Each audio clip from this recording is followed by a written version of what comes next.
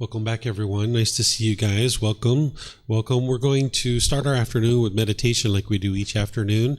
And since you guys have been meditating for a while now, I'm not going to do any guidance. I'll just do the chanting, and then we'll just go into the meditation, and you get into the meditation, and then we'll come out with the chanting as well. And then after that, that's where I'm going to start this topic of developing and maintaining relationships, choosing wholesome friends and a life partner. I'll give you some guidance around this to be able to help you, because the Buddha talks about this as one of the most important parts of your journey to enlightenment is cultivating wholesome friends and companions and comrades. But you need to know how to do this without judgment, because you're not interested in judging other people and looking down on them.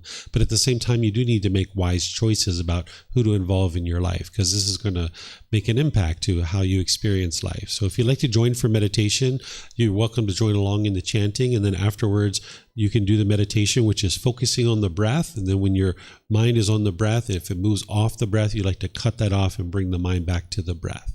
Okay, and then we'll come out with the chanting as well. Arahang Samma Sambuddho Mahakawa Bhutang Mahakavanhang Apivateyami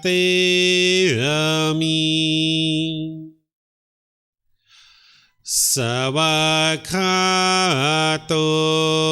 Mahakavata Dhammo Dhammang Namasami Supatipano Mahakavato Savaka Sangho Sanghang Namami Namo Arhasa Bhagavato Arahato Samma Sambuddhassa Namo Arhasa Bhagavato Arahato Samma Sambuddhassa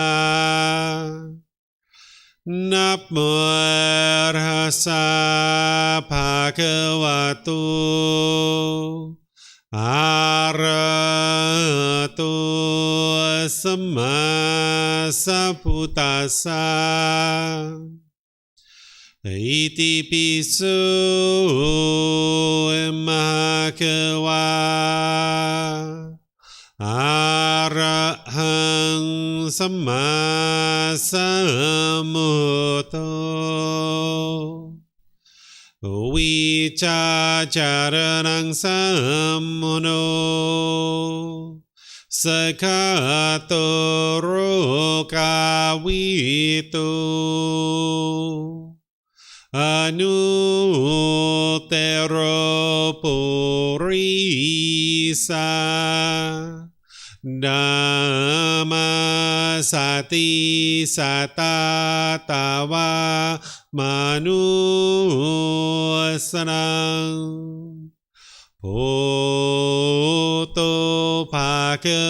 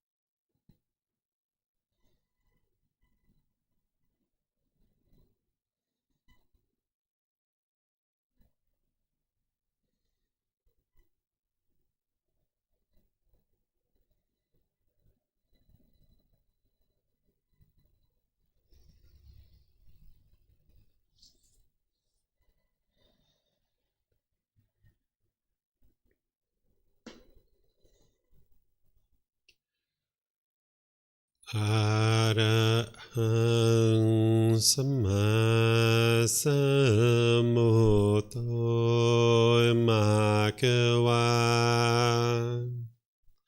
พุทธังมะขวันหังอภิวาเทมิสวากขาโตมหาขวัตตาธัมโมธัมมังนามัสสามิสุปฏิปันโนมหาขวัตโตสาวกสังโฆสังฆังนามามิ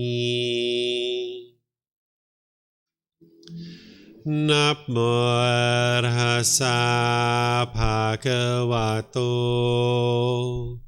อะระหะโตสัมมาสัมพุทธัสสะนับโมตัสสะภะคะวะโตอะระหะโตสัมมาสัมพุทธัสสะนับโมตัสสะภะคะวะโตอะระหะโตสัมมาสัมพุทธัสสะอิติปิโสมะขวาอะระหังสัมมาสัมพุทโธวิชาจารณังสัมมุโนสกขาโตโรกาวิตุอนุเตโรปุริสาธัมมาสติสัตตาตาวาปานุสนังพุทโธภะคะวะติ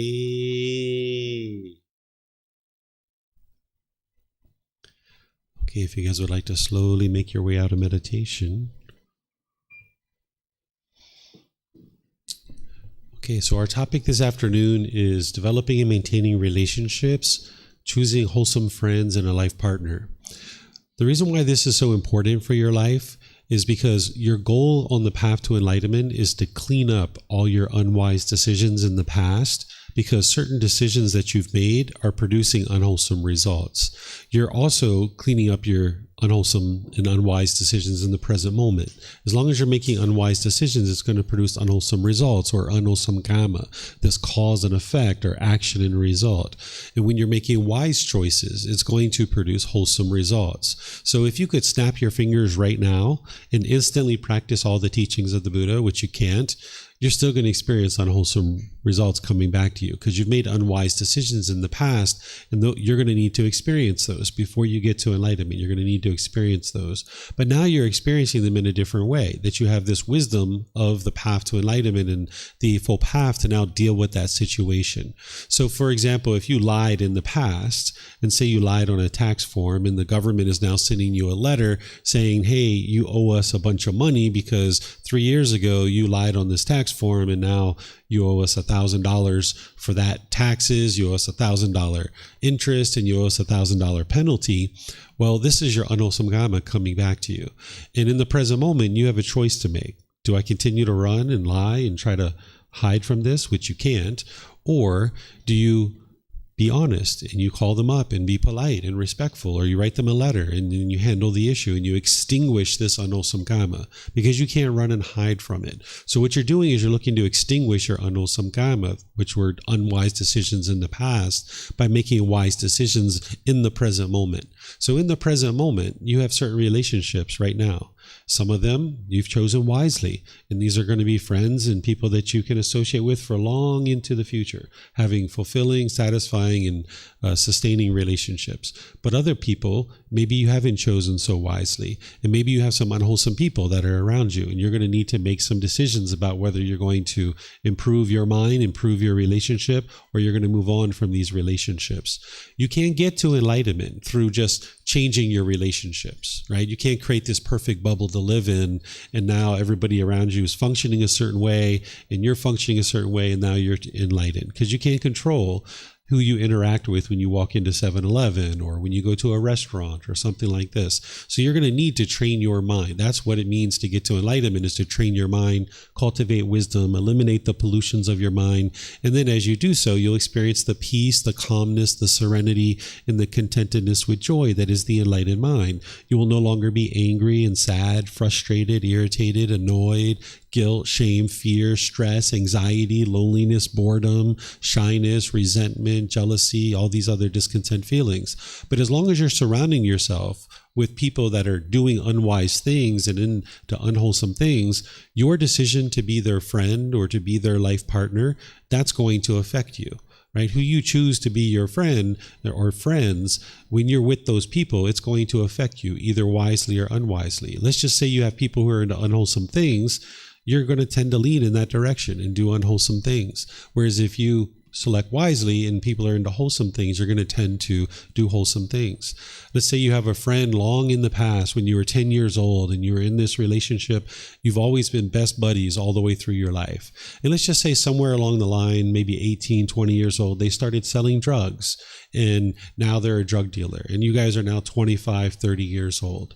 And say they've never offered you drugs. They know that you don't use drugs, but you guys have just always been friends and you're always in this relationship. And now you're walking down the street together and a rival drug dealer sees your friend and now they start shooting.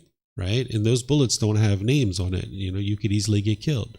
Or let's just say you're in a car and they have drugs on them and now the police pull you over for speeding and then they slip their drugs underneath of your chair. And now when the police search the car and it's under your chair, who's going to jail? Right? You are, right? So you can experience these kinds of things if you're holding on to relationships where people are into unwise things or unwholesome things. You can experience this difficulties in your life because this is your choice to be friends with these people. This is your karma.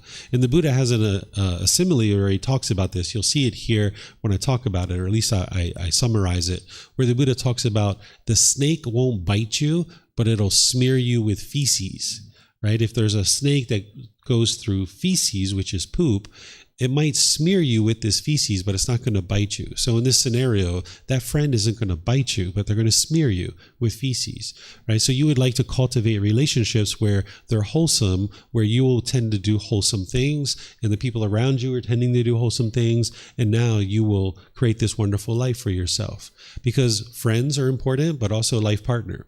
If you think about a life partner, it's kind of like a business. If you had a company and you were hiring a CEO for your company, this is a very important position in your company. Your company is going to live, breathe, and die based on the selection that you make for the CEO. It's either going to be successful or unsuccessful because that person is going to make a whole lot of decisions in your company, and that company is either going to be successful or unsuccessful based on your selection of that CEO.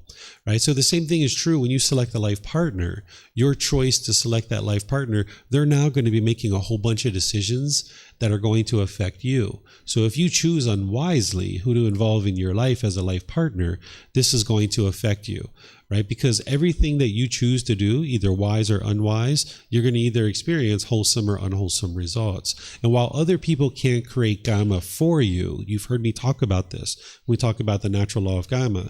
It's your choice to be friends or your choice to have a life partner that is producing the karma for you. So I'm going to teach you about some guidance, some things to think about as you're creating relationships, as you're developing the interest in having a life partner.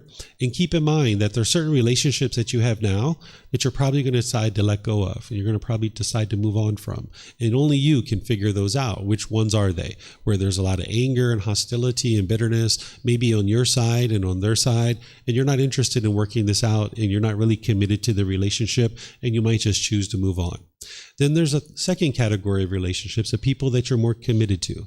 Maybe your parents, maybe your siblings, maybe your children, maybe your life partner, where, yeah, there's some difficulties in these relationships, but you're committed to doing some work, and you're going to step away perhaps a little bit from the relationship, do that work, and then maybe you'll come back into the relationship and you can do this better.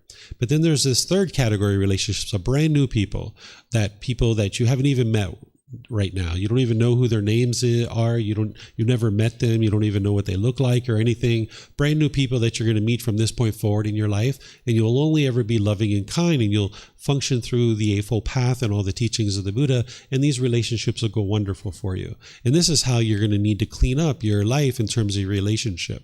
So you're going to need to let some go. You're going to need to clean up some others, and then you're going to need to create new relationships of brand new people and practicing these teachings. And this is how you get to the point where you've got all these clean relationships in your life, and you're only practicing these teachings and being loving and kind.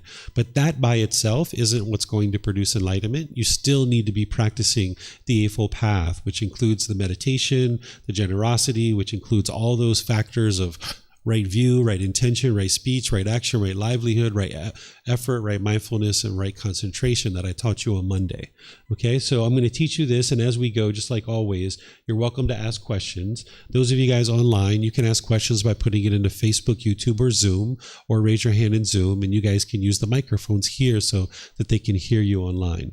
Okay, so just like with a lot of these that I'm talking about and that we've been discussing, the first step is to acquire wisdom, right? Because I never know who's going to be in these talks from one time or another. So I need to remind you that you need to constantly be cultivating wisdom. And when we talk about cultivating wisdom, it's being able to learn something, investigate it, examine it, to reflect on it, to independently verify it, and then to practice it so that you can independently verify that, yes, this is true. And one of the first wisdoms you need to cultivate on a topic like this is you need to understand the difference between judgment and discernment. Okay, so I'm going to teach you this. What judgment is where you're looking at somebody else's life and you're trying to decide what's wholesome and unwholesome for them. And you might be looking down on them and trying to tell them what they should or shouldn't be doing. You're judging them. You're making a judgment about them and saying, oh, they are bad, they are good, they are wholesome, they are unwholesome, they are stupid, they are ignorant, they are good, they're bad, these kinds of things. You're looking down on them and judging what they're doing in life in one way or another. Okay, that's judgment. And you need to get rid of this. This is coming from the mind's conceit, where you're measuring and comparing your life to their life, and maybe you're putting yourself above them and you're looking down on them and judging them as being below you. Or in some cases with judgment, you put yourself below people and you look up to people with such awe and admiration, you're shaken up and you're uncalm around them, maybe like a boss or a celebrity or a politician. You might put yourself below them and think that you're, below them and you're all shaken up when you're around them. But you need to more and more get to the point where you see all beings as equal, that you're not above people and you're not below people.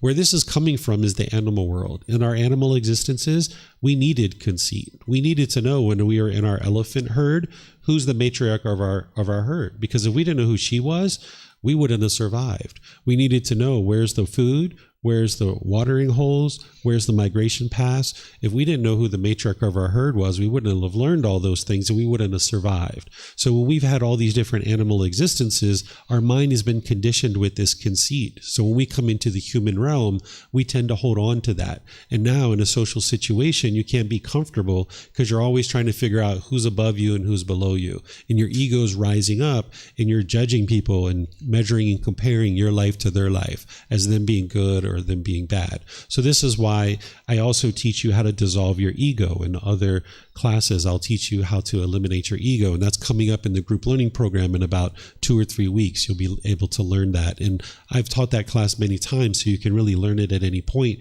because it's been recorded. But ultimately, you're going to need to learn how to eliminate your ego because that's where the judgment is coming from. Your conceit and your ego, the mind is judging other people. Okay, putting yourself above or below.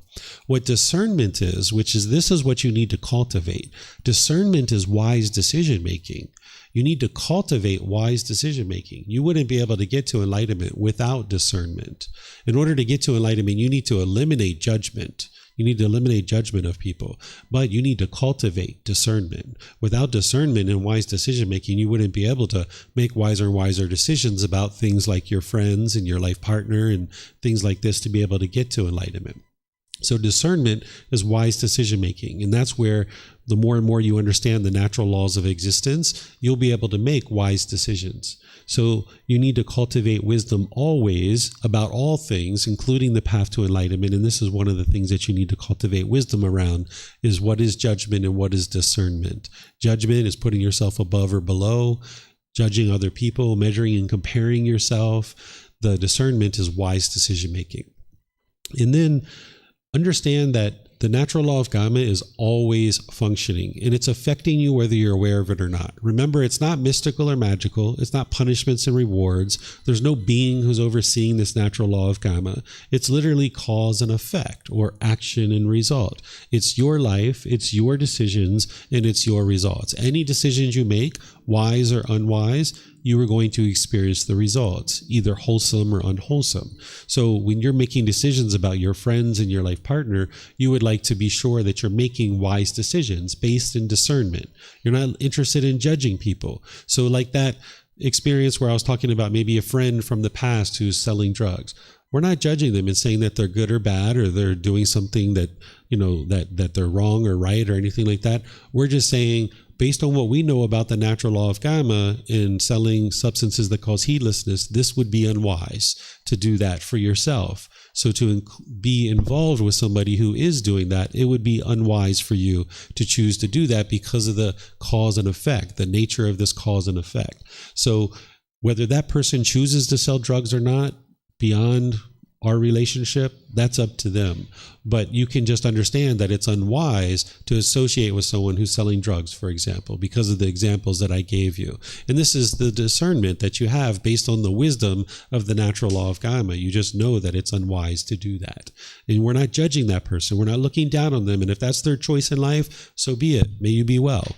But you're just choosing as a wise choice that I'm not interested in being involved in this type of relationship. And as I mentioned, the Buddha has this simile called the snake has passed through feces. He talks about it, this snake may not bite you, but it'll smear you. And I gave you the example of that with the person who is potentially selling drugs, that you're just holding on to this relationship. You can use the 5 precepts that you guys have learned as the 5 precepts as a guide to help you select friends and to select a life partner. Other people aren't going to know the 5 precepts necessarily if they haven't studied them with the original words of the Buddha.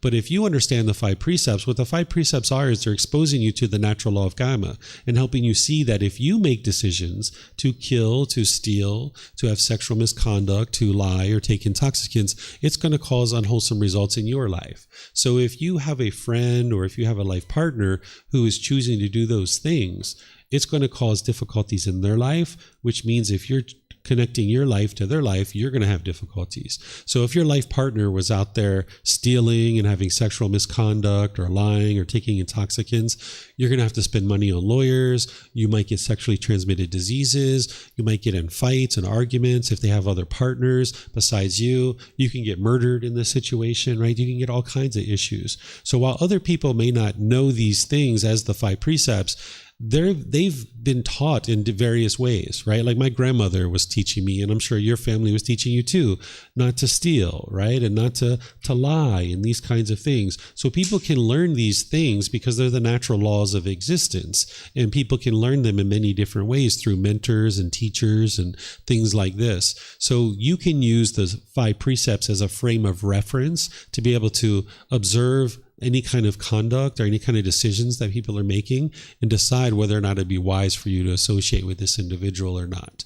And they may not know them as the 5 precepts, but you do. So if you haven't learned these 5 precepts with me yet, using the original words of the Buddha, I've recorded this. It's in books. It's not black and white. There's a large gray area. So you can learn it through our podcast, through our videos, through our book, through other classes and courses that I teach, where I teach the 5 precepts using the original words of the Buddha. This is really helpful for you as a guide to help you eliminate your unwholesome karma through decisions that you make, but also eliminating unwholesome karma that is produced by friends or a life partner that you might choose to have. Wholesome friends equals wise friends, right? You're looking for individuals who are making wise decisions. Again, just like I talked about with children, you're not looking at the person, you're looking at their decisions, right? You separate the decisions that someone makes from the person. You can always love everybody. If you have unconditional love, you just love them as they are. But you would like to look at the decisions that someone's making, because that's going to tell you how their mind's functioning. So if someone's making unwise decisions, it's going to impact you if you choose to be their friend or their life partner. It would be helpful if you have friends or a life partner that understands and is practicing non-clinging and non-attachment. What this looks like for an individual is that they're not constantly, hooked to you. If you have someone that's constantly bombarding you with text messages and phone calls, this is attachment, right? And that doesn't mean you just go away from that person. It means that you might need to do things where you distance yourself and you slowly not reply to their text messages very frequently. It doesn't mean that just because someone's attached, you can't be their friend. That would be unwise. You would like to do things early on in the relationship to cultivate non-craving and non-clinging, right? So you might see craving and clinging with some of your friends and some of your partners. If you have someone that says, "Oh, you're leaving. I'm going to miss you so much. Oh, why are you leaving? Don't leave, please." These kinds of things. This is attachment, right? Or if you're at a dinner with somebody and they're like, "Oh, you're leaving. I wanted you to stay longer. Oh, I'm going to feel so bad now that you're leaving." This is attachment, right? Sometimes we think that that's love, but that's not love. When someone's missing you and someone's moaning and groaning like that, that's their attachment. So you can do things to help this person to be able to let go of that attachment. And we talked a little bit about that earlier with the previous discussion. So you can do those kinds of things. So it doesn't mean you just can't be their friend. It means that you would just like to cultivate relationships with non-craving and non-clinging. Because if someone gets attached to you in your relationships, it's only a matter of time before they become discontent. And when they get discontent with their wrong view, they're going to associate their painful feelings to you, and they're going to think you're causing their painful feelings. And they're going to push you aside. That's aversion. Or they're going to be bitter, harsh, and hostile, or they're going to start putting their expectations on you. So as soon as you allow attachment in your relationships, it's like sabotaging the relationship. So if you're interested in long-lasting, fulfilling, and satisfying relationships, you need to be attentive to any kind of cravings or clinging that the people around you might be having. And you'll get more and more used to practicing in such a way that you don't allow people to get attached to you right from the very beginning. So if have a new student, for example, that starts learning with me, and they start sending me text message after text message after text message, or constantly sending me emails, I won't reply for a few days, and I'll just do that. And even people who don't do that, even brand new student who sends me a message, I won't reply for a couple of days just to help them understand through their own mind, just me practicing. I don't need to tell them anything.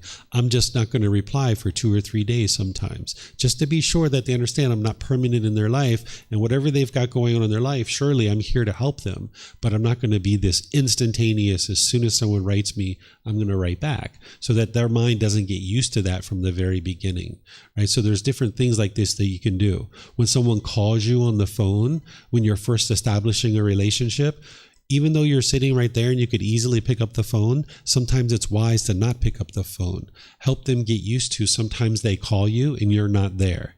And then 2 or 3 or 4 hours later, you call them back. Or maybe the next day or 2 or 3 days later, you call them back. This helps them from the very beginning of the relationship not get attached. So you can function in this way. Sometimes, like in classes like this, sometimes students might at the end, it's like, okay, we're all going to lunch together. And now we all can't leave until everybody's ready and we all go together. And then we go to the restaurant and then we all sit and talk.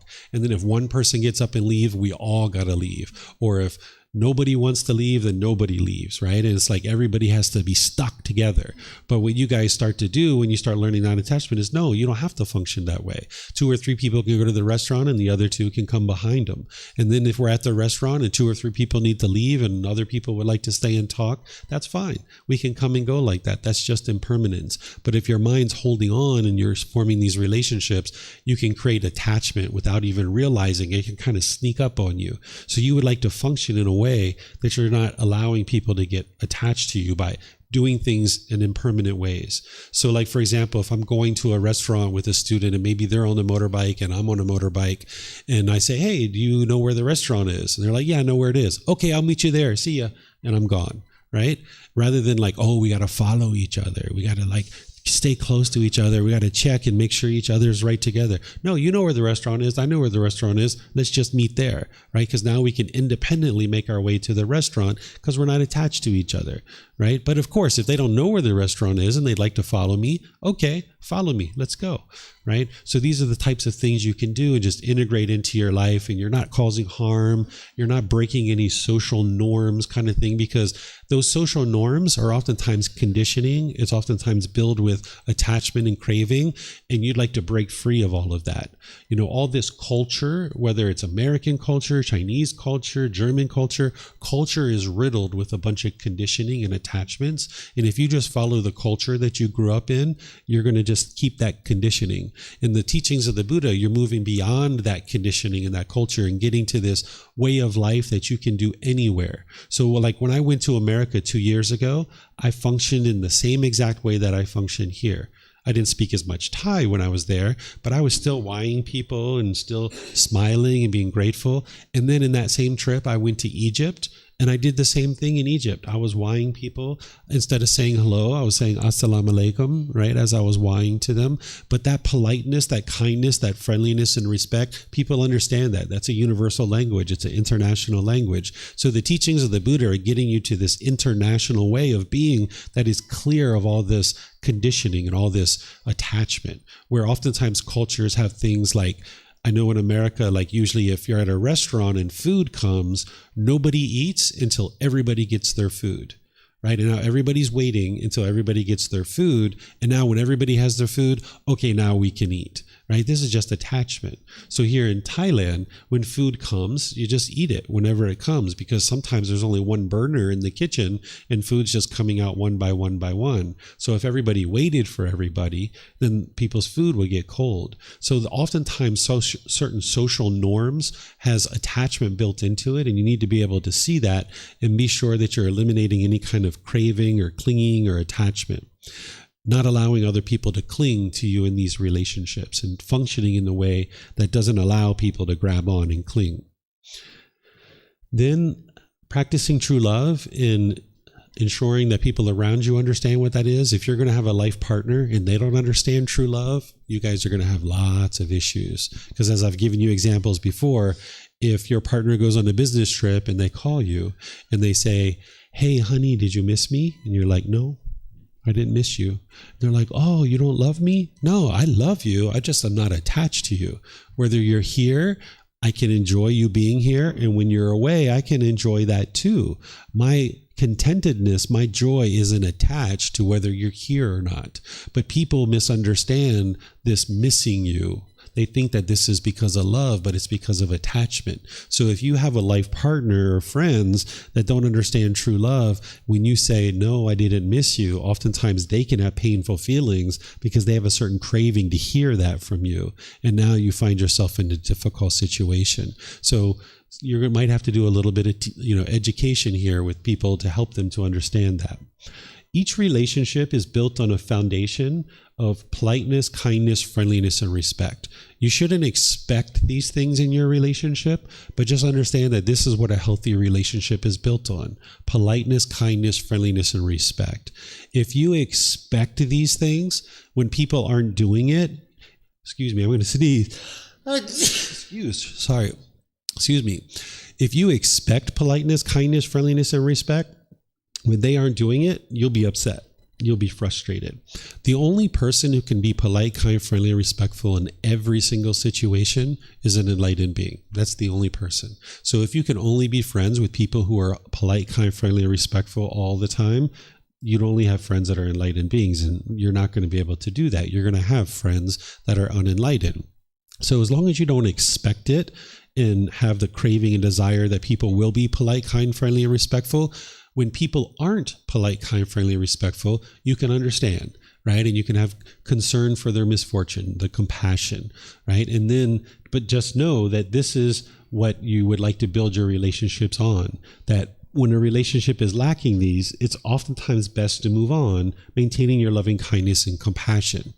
When the Buddha talks about building partnerships with a life partner, he talks about this endearing speech and these other qualities here. He talks about how is a wholesome relationship built, and what kinds of things should you be doing in a wholesome relationships?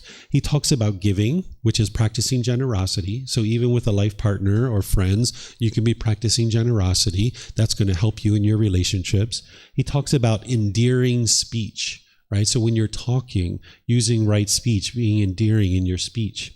He talks about beneficent conduct, right? This is like good, wholesome moral conduct, like right action, right?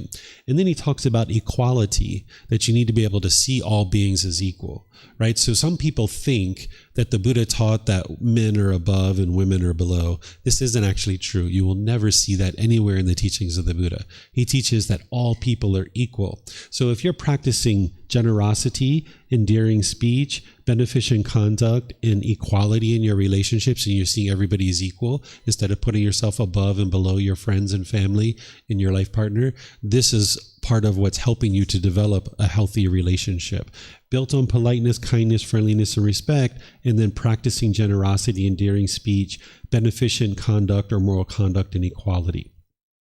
It's helpful to eliminate confrontation in your relationships. Sometimes when we're in a relationship and we disagree with the other person, we disagree with their opinions or views, you might feel like you need to convince them to agree with what you're doing. And this is unwise.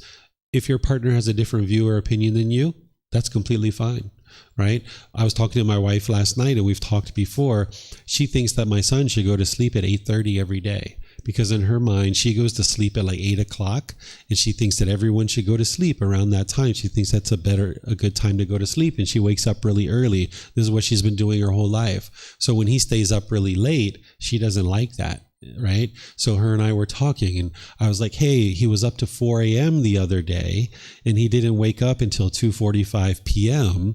I was like, what are your thoughts on that? And she's like, I'm not going to share my thoughts because, you have your view and I have my view, and it's just different, And I was like, yep, it's different, right? And it's not that she's right and I'm wrong, or I'm right and she's wrong. It's just a different opinion, and it's okay. That's impermanence. We're all going to have different opinions about these kinds of things. In my view, if he's able to function and he's able to conduct himself and do the things that he needs to do, whatever time he chooses to go to sleep, it's up to him. Now, when it comes to school, we make sure that when he's going to school that he gets to sleep at a certain time. But when he's on a summer holiday like this, or the weekends, whatever time he goes to sleep, as long as he's able to take care of his daily task and things that he needs to do, I'm fine with whatever time he goes to sleep. But she tends to, even on the weekends, like him to go to sleep kind of early. So different people are going to have different opinions. You're not always going to agree on things, and that's okay. That's just impermanence. But if you have this craving for everyone to agree with you, when you hear your friend or your life partner, somebody else say something that you disagree with, you might try to advocate for them to agree with you. And also with the ego being in there, you might try to advocate for people to agree with you because you think your way is the right way and everyone else is the wrong way. But always keep in mind that there's more than one way to do things in the world. There's not just one right way and every way else is the wrong way. That's what the ego is going to tell you, that your way is the right way and everything else is the wrong way. But there's multiple right ways to do things in the world. So keep that in mind, that there's going to be a difference of opinions, and you don't need to have confrontation. When you're ending a relationship, sometimes people feel like there needs to be this confrontation, that you need to go to your friend and you need to tell them, I can't be your friend anymore, and here's all the reasons why. You did this, and you did this, and you did this, and you did this, and you don't do this, and you don't do this. All you're doing is listing out your cravings, desires, attachments. That's all you're doing. You're saying, I can't love you. I can't be in a relationship with you because I want you to do this, and I want you to do this, and I want you to do this, and this is my expectation of you here, and here, and here, and you're not doing all those things, and therefore I can't be your friend, right? So if you're not interested in being friends with somebody, it's better to just ease away from the relationship. It's almost like you're going into the mountains and going over the horizon into the sunset, and you just gradually move away, right? Because if you go to someone and you're like, I can't be your friend because of this, and this, they're going to sense that a sudden impermanence, and they're going to grab on tighter, and they're going to try to hold on to you. And this is where you can have a stalker in your life, if you guys know what a stalker is, right? If you have a boyfriend or girlfriend and you're like, hey, I can't be your boyfriend or girlfriend because of all these reasons, they're like, no, don't leave me. They're going to hold on to you. And now they're going to stalk you, right? Online and in person. But if you just gradually move away without them even realizing what you're doing, their mind's going to start going towards somebody else and headed in a different direction, and they'll gradually let go. And your mind can gradually let go too. And this is healthier for you guys. And also, if you don't have this confrontation where you download all the reasons why you can't be their friend because you're judging them, let's just say you gradually move away from them. And now, like 2, 3, 5 years from now, you've done some work on your mind, they've done some work on their mind. Maybe you guys cross paths, you can be friends. Right? You see this friend, you have this friend at one time, it wasn't working out, and now you guys drifted away, and now you cross paths again. It's like, hey, Barbara, what you been up to? How you doing?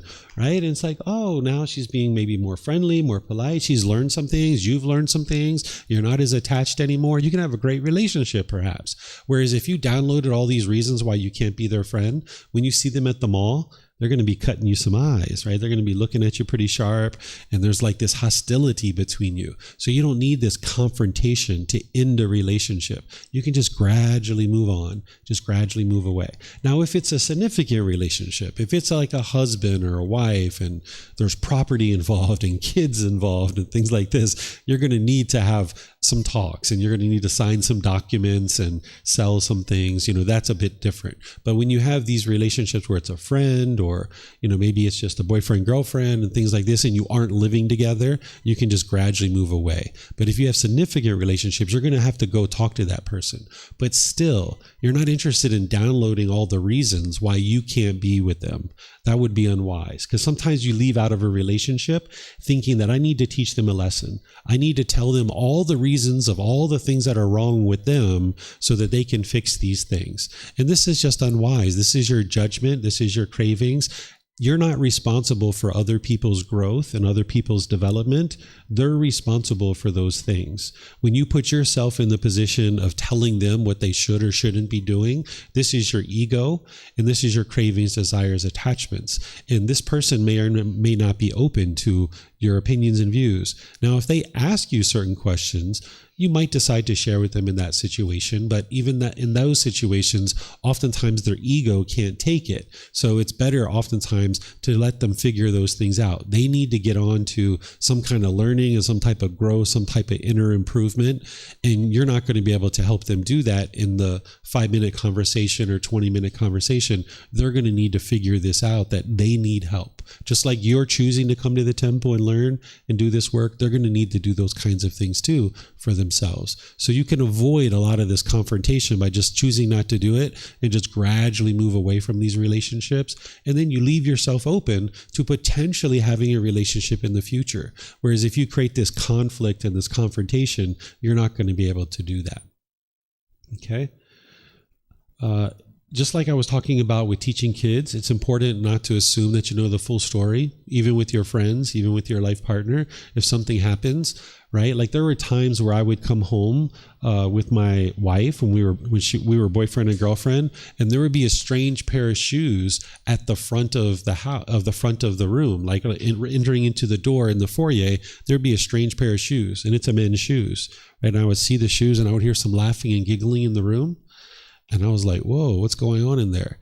And because I forgot, she does massages at home. She had a client in her massage room, right? And that's what that was. And if I started allowing my mind to cling to all these perceptions, I might think that, hey, there's some guy in there that she's cheating on me with, right? So don't ever assume that you know the full story. So if you haven't seen it or you haven't heard it, you don't know whether it's actually happened or not. You're not interested in clinging to any perception.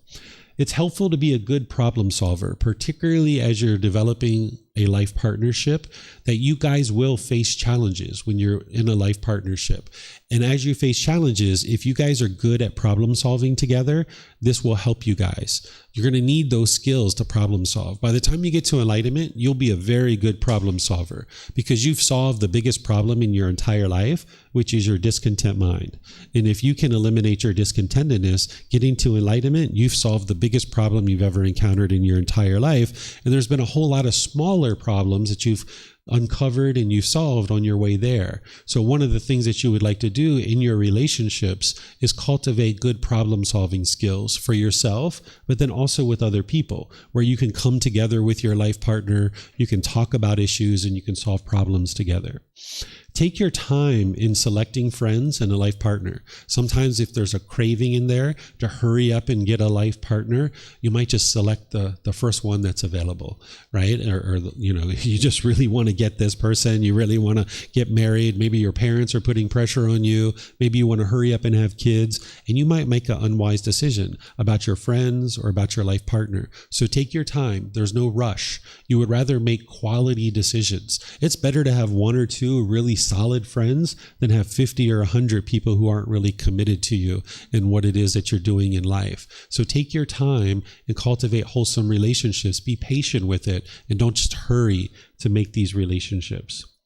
I see some of you guys writing this down. I'm going to need to flip the slide here, but just know that you can get these on the website. You can download it from the area of free books. I've got the PDF available. As you're interacting with your friends and a potential life partner, look at how they treat other people.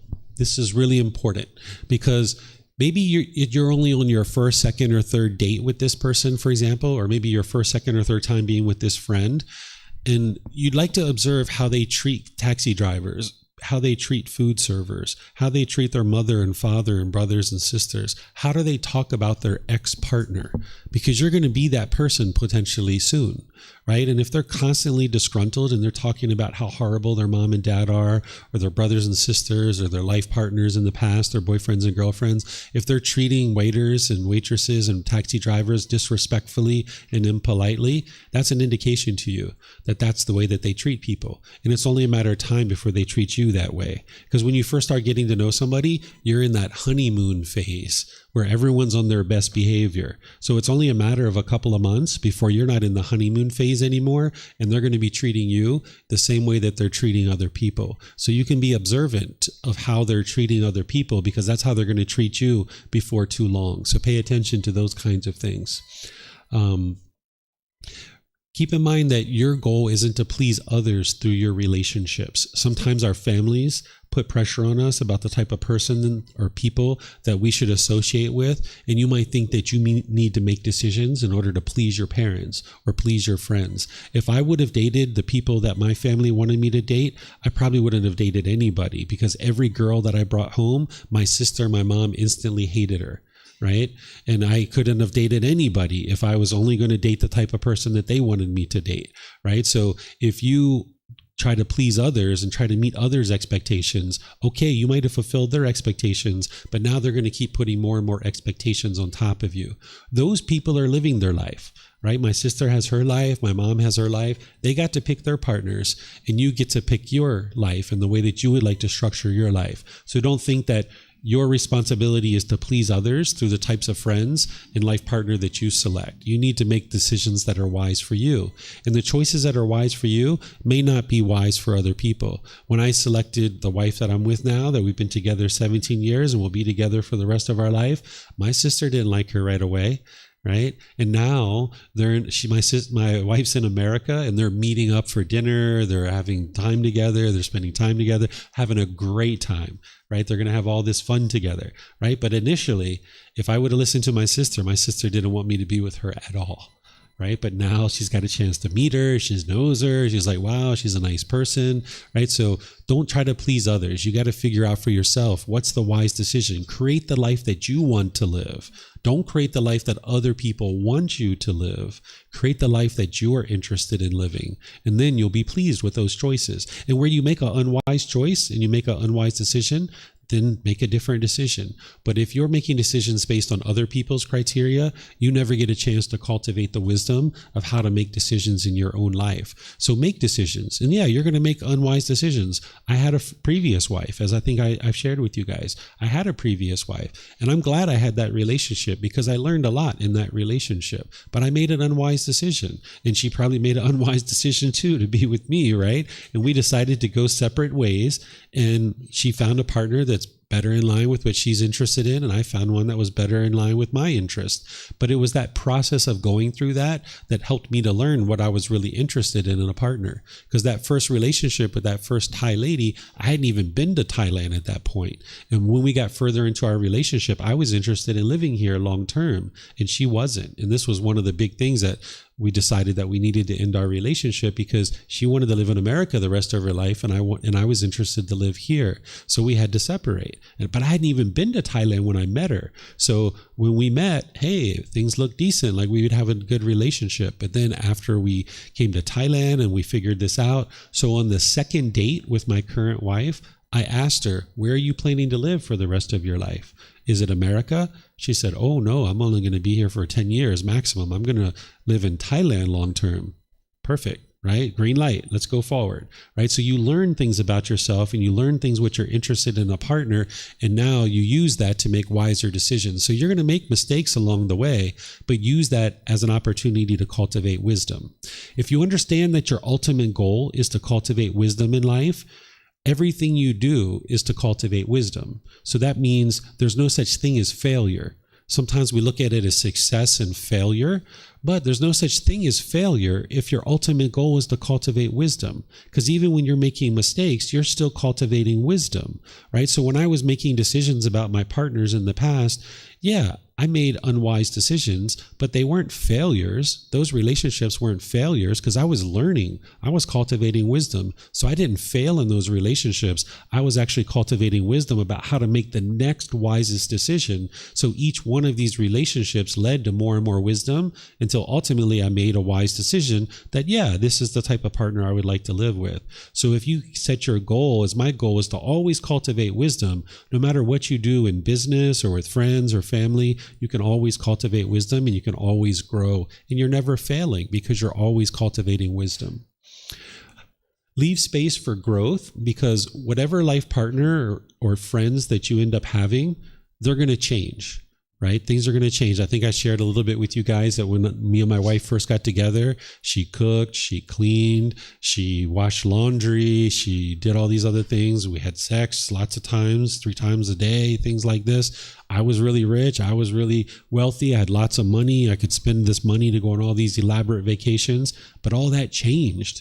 All that changed as we, went forward in life. And if we were holding on to those things, wanting those to be permanent, we thought that was the love, when things started changing, we would have broke up and we would have ended our relationship.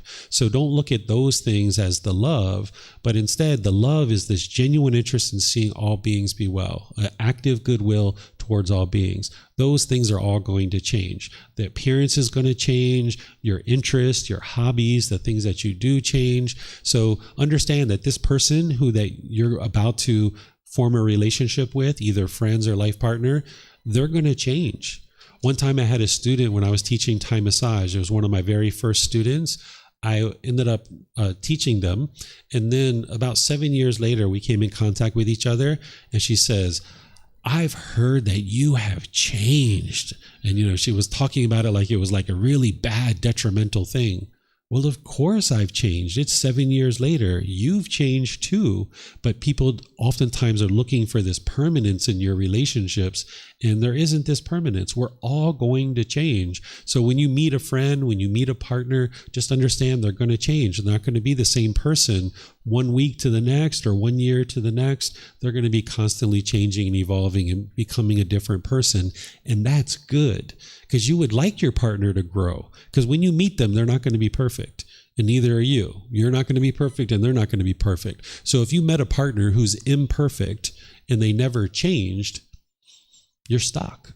right? You would like to meet a partner that is interested in change and that chooses to change and is constantly working on change. You would like your partner to change. This is important because they're imperfect when you meet them, and so are you. So you would like to be changing and you would like them to be changing too.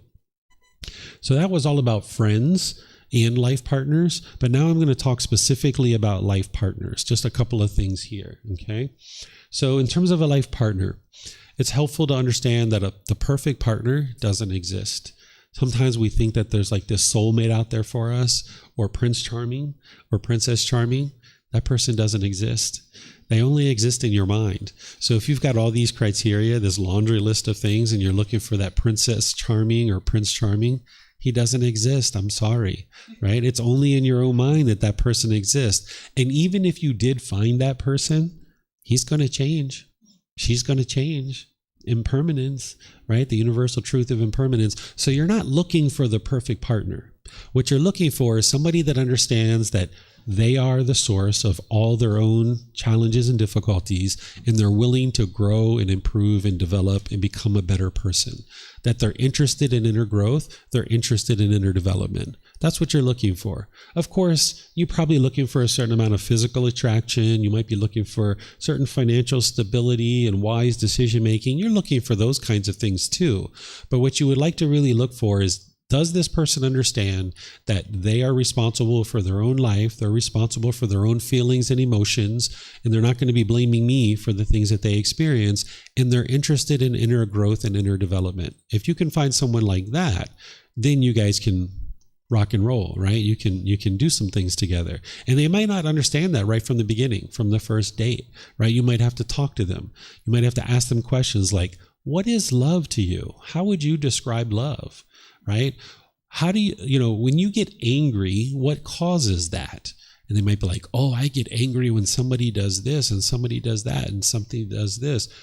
Oh, really? And you might have to kind of talk to them a little bit and help them be able to see a little bit of the teachings, right? So just because someone doesn't know that they're causing their own anger and sadness and frustration off the bat doesn't mean you discount this person from the beginning. You might have to help them a little bit. That's what it means to be a life partner, is that you're encouraging, you're supporting, you're motivating, you're helping each other grow in life, right? So the likelihood of you finding someone who understands the Four Noble Truths and that craving, desire, attachment is the cause of their discontentedness, it's very rare unless you hang out in places like this at the temple, right? You might find a partner at the temple, perhaps. That's not why I would suggest you come here, but you might find a partner in these retreats and in these courses and things like this. Or you might already have a partner and you are doing this together, right? So wonderful if that happens, but you might end up finding someone outside, and you don't have to discount that would be an unwise choice. You just might need to help that person learn a little bit, and they'll appreciate you for that.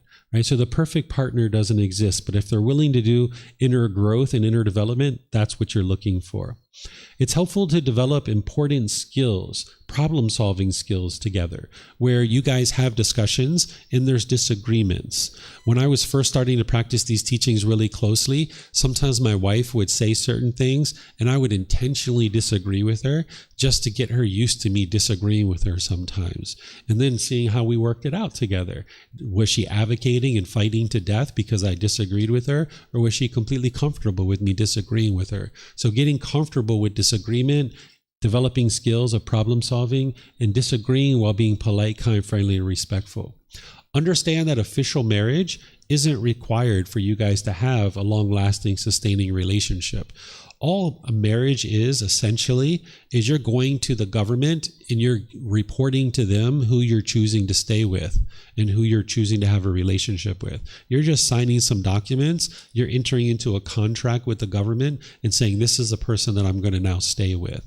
You can do that. And in some societies, it's actually advantageous to do that in terms of taxes and benefits. If somebody should die and child benefits and things like this, it's kind of advantageous, but don't feel like that's required. Sometimes we have this idea of this perfect wedding and we're really craving and desiring that.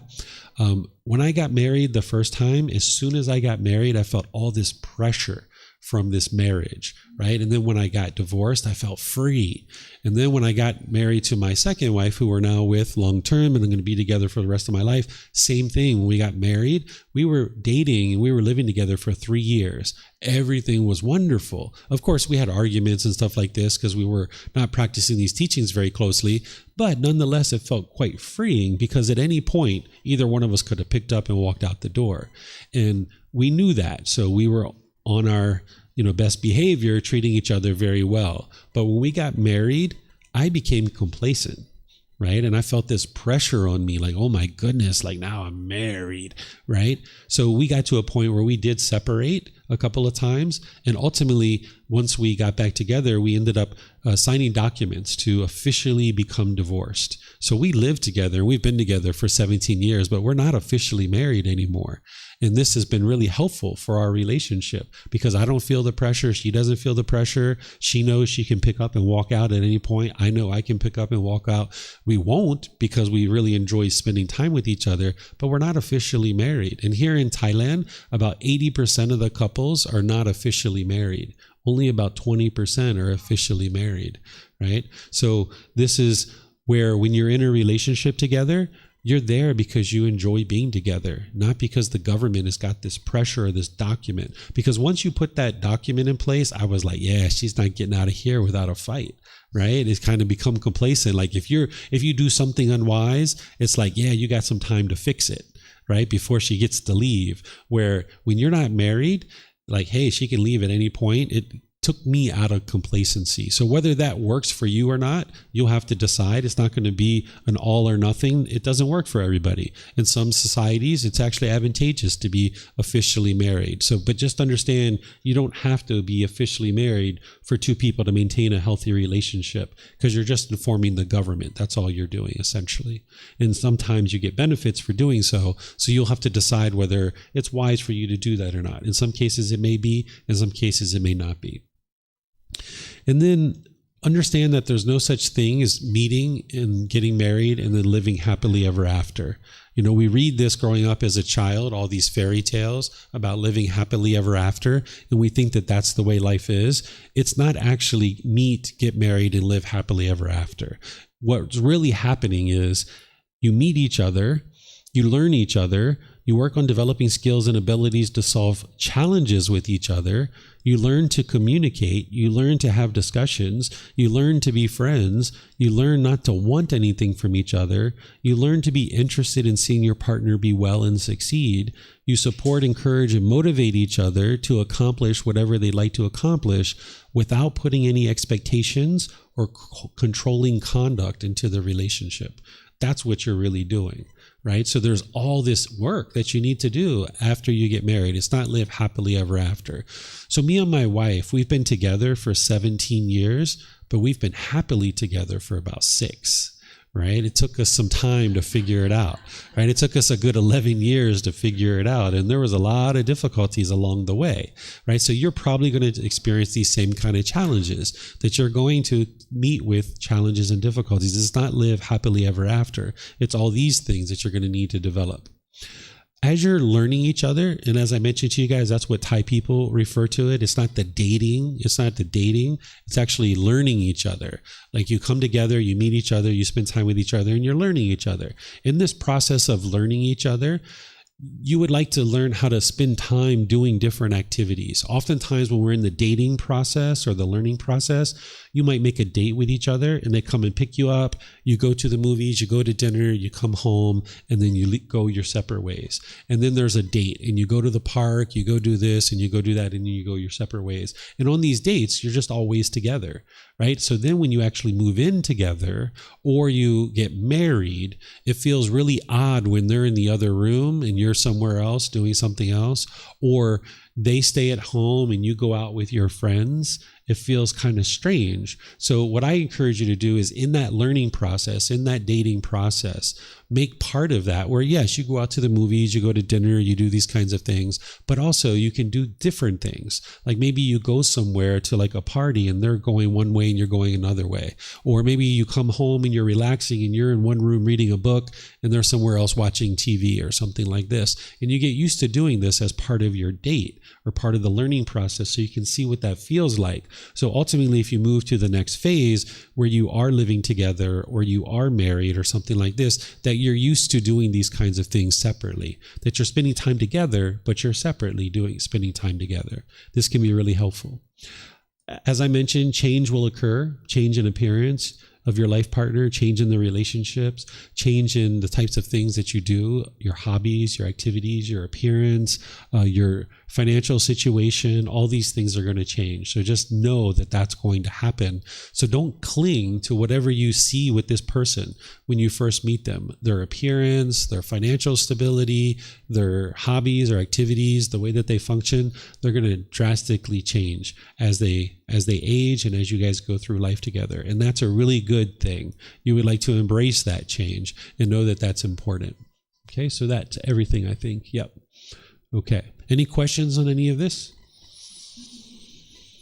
It's a good starter, right? It's a good start. Start with this. Questions? Yep.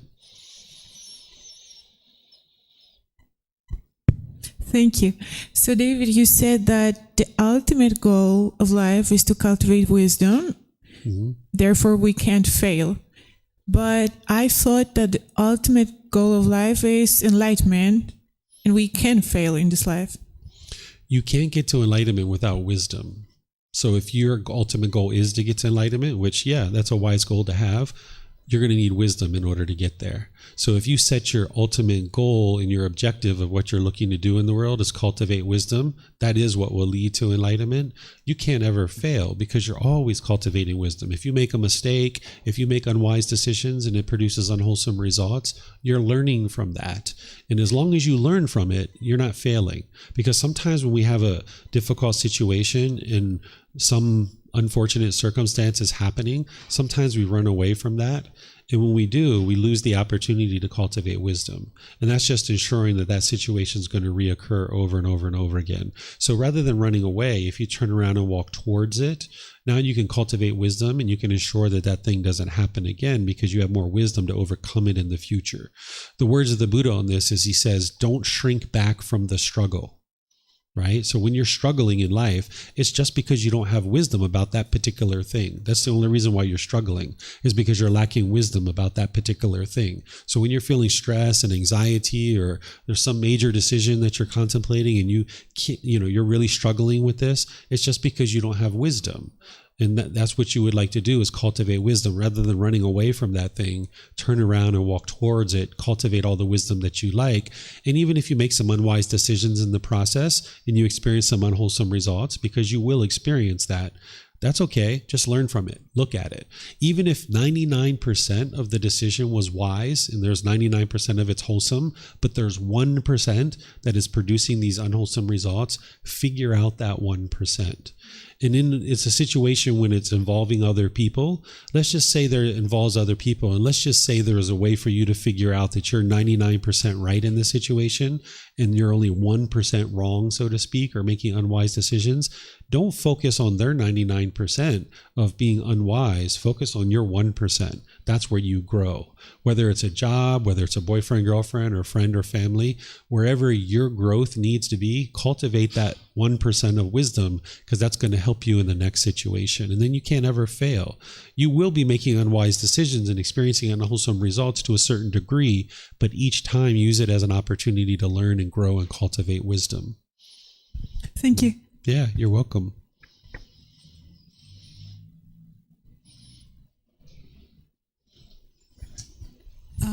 When you were talking about relationships with friends, making wise decisions about who you hang out with, you were using the drug dealer example of like a really bad friend.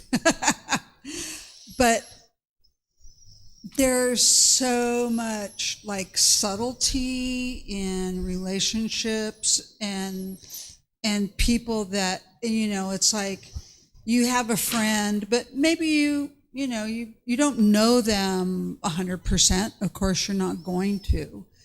And it's like that discernment when you're hanging out with people. Like somebody might, have a beer with dinner, or they're not drunks, they're not intoxicated. It's like I'm trying to find that line between like the subtleties in other people in relationships and where you kind of make a hard line. Yeah. What you'd like to look at is the decisions that they're making. If they're starting to impact you, this is where you would like to really look at that close. So if somebody's drinking a beer or two here and there, but they're friendly, they're polite, they're respectful, their decisions aren't affecting you, and then no reason to just end the relationship because they drink a beer or two or a glass of wine at dinner, right? But if they're getting drunk and intoxicated, they're lying to you, they're borrowing your car and crashing it, and now you got to pay money for it. These are the kinds of things that you would like to look at, and it would be unwise to go forward. So look at the impact that it's having in your situation and into your life. Mm-hmm.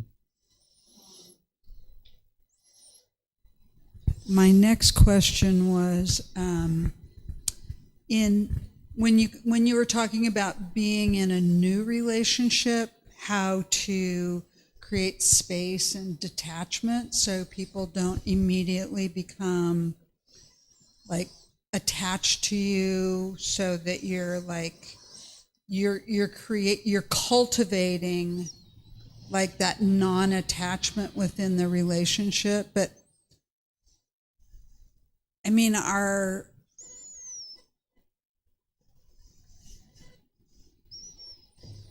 just looking back through my life, it's like when you meet somebody for the first, when you're first starting to get to know somebody, if maybe you think they're going to be a life partner or a longtime friend, you're like really excited and enjoying being with them.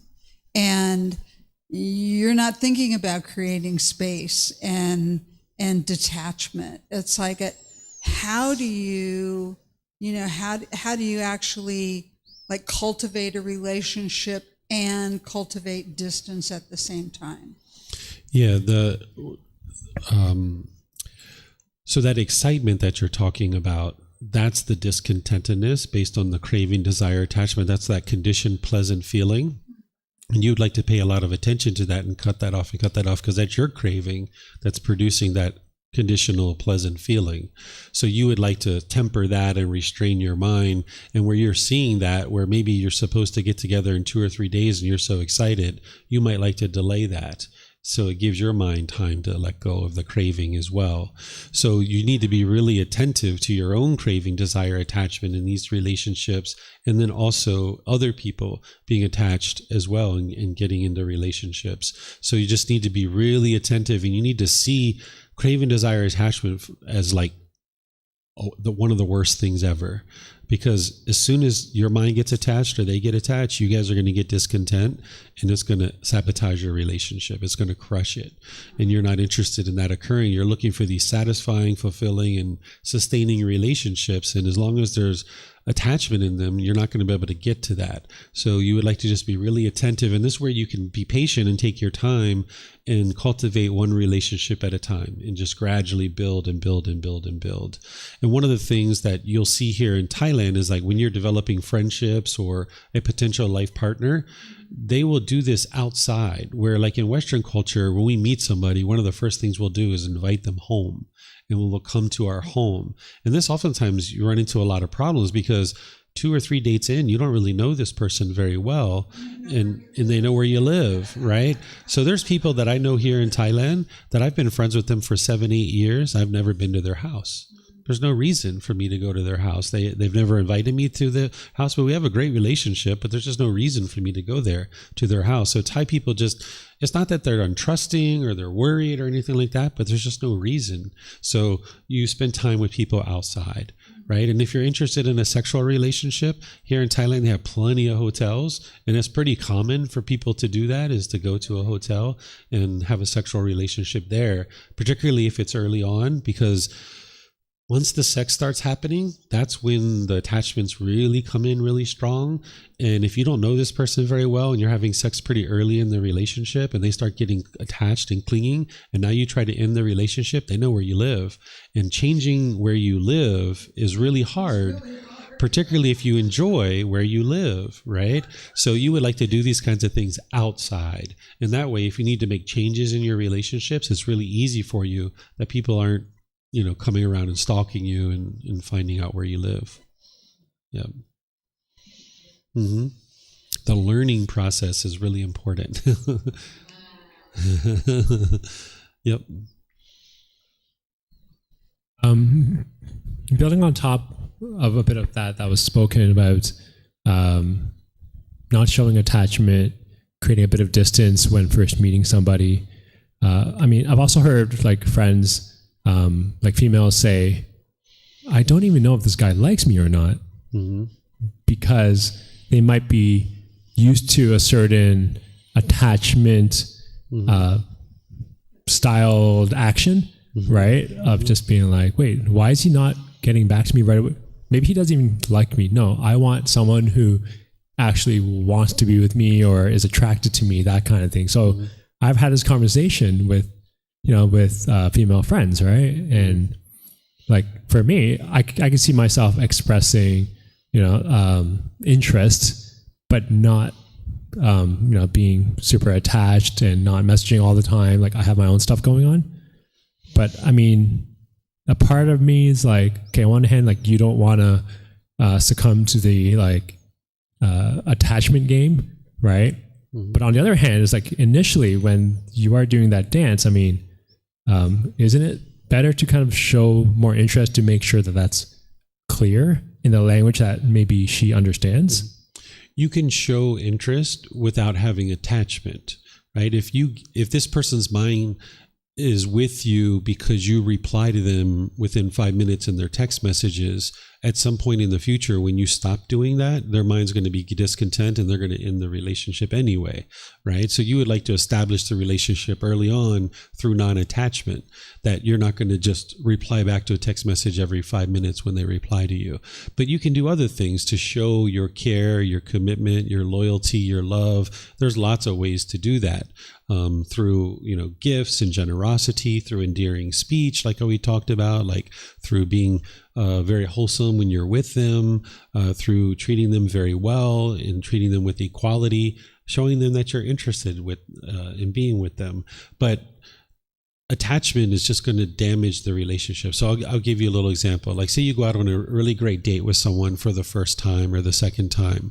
Sometimes people like to schedule the next date while you're on that date, right? Because they want to have this, this thing like, oh yeah, this was a good date, the second date we were on, so let's schedule our next date like right now, right? And this allows the mind to hold on. You're not interested in doing that. You would like to step away from the first date and the second date and the third date and all your others with, okay, we just stepped away from this and we don't know when we're going to contact each other again. And that's okay. Where the mind wanting to hold on, sometimes the mind wants to schedule the next date before we end this date so that we know we got something locked in. And this just keeps the mind holding on and attached. But there's ways through gifts and through spending quality time together and these kinds of things, spending time with their family, going to see their family, taking good care of their mom. And you're not doing those kinds of things early on, but you can do these kinds of things to show that you're really interested. And you can even use your words too and say, hey, I really like how you're so thoughtful and I really enjoy our great conversations together. These are some things that I would like to do in the future with you too. You can communicate this through your speech and through your actions and make sure that it's certain that they can see that you clearly enjoy spending time with them, but you don't allow the attachment where you're constantly bombarded with messages and you're constantly replying back. You're scheduling the next date before you're done with this date, and these kinds of things like that just allows the mind to hold on. So you can communicate affection and love and that you're enjoying spending time together through your speech and your actions without having attachment. And then my second question has to do with, you had mentioned that a lot of the things they're impermanent, to not, kind of get too into them, right? Like looks change, careers change, lifestyles change, all that stuff changes. So don't become attached to it, right? But I mean, are you necessarily saying to not even enjoy some of these impermanent things, right? Because I mean, like enjoy it while it lasts kind of thing without attachment. Is that almost kind of where we're going? Yeah, excitement and attachment. Attachment leads to excitement, right? Enjoyment, it doesn't have attachment. You can enjoy something. Like I'm enjoying talking to you, right? But when this conversation's over, it's over. We go our separate ways, right? We're not attached to it. We're not longing, yearning for it to continue. So you can enjoy something without a conditioned, pleasant feeling. So yeah, if you enjoy the fact that your partner has a certain amount of money or has a certain appearance, okay, enjoy it, but just understand that this is going to change, and you shouldn't define your relationship through these things, and define this person through these things, because it's all going to change. Okay, thanks. Mm-hmm. Anytime you cling to anything, you're just setting yourself up, because that's going to change, right? So you learn really, right now you have a lot of craving and clinging that's currently in your mind that you got to let go of. But then you learn really well about how not to pick up new cravings. You will pick up some new cravings between now and enlightenment, but on your way to enlightenment, as you're shedding more and more craving and clinging, you'll get really good at identifying these things and not picking up new ones. So you're going to need to get better and better at that. Mm-hmm. All right, let me see if we have anything online. People online have been pretty quiet in this course. Let's see. We have anybody that has questions? I don't see any questions anywhere. Okay, so today's the end of our class for today, but tomorrow we're going to pick it up in the morning at 9 a.m. And we're going to start with meditation, and then I'm going to teach you the path to enlightenment, practicing the path in the workplace, because these teachings, if you weren't practicing them in the workplace, you actually wouldn't be able to get to enlightenment. But of course, other people around you are most likely not going to be practicing. So I'm going to teach you how to practice these teachings in the workplace, even though other people aren't practicing them.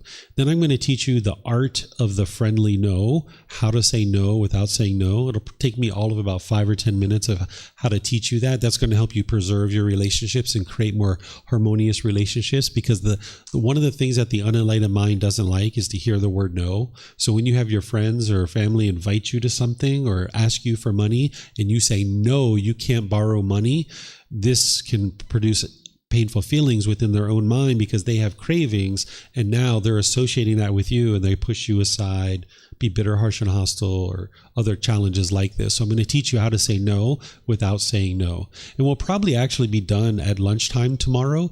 And oftentimes what people like to do is go out and have a group lunch somewhere. I can recommend a place if you guys would like to all go out and socialize and have a good time together. You guys can decide that tomorrow. But we're usually done by lunchtime tomorrow, because we just have these meditation and then these 2 topics. Okay, so enjoy your evening, and perhaps I will see you guys tomorrow. Okay, Sawadee Khap. Sawadee Khap.